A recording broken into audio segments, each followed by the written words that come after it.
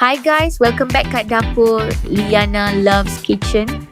Part 2 untuk project secret menu kita, Aglio Olio Salmon. Tapi dalam video ni kita belum masuk salmon lagi. Salmon ni nanti dia ada show sendiri. Sekarang kita fokus dulu kat tumisan base sebab inilah yang bagi rasa padu kat spaghetti. Okay, first step, kita masukkan olive oil dalam pan. Olive oil ni lain sikit dari minyak biasa. Dia bagi bau lagi sedap betul, lagi classy gitu.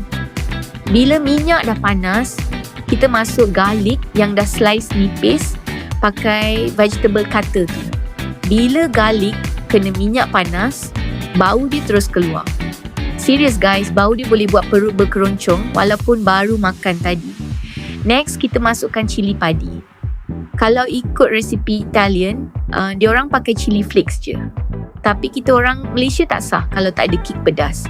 Cili padi ni memang bagi extra punch. Pedas dia ngam-ngam, buat lagi syok makan nanti.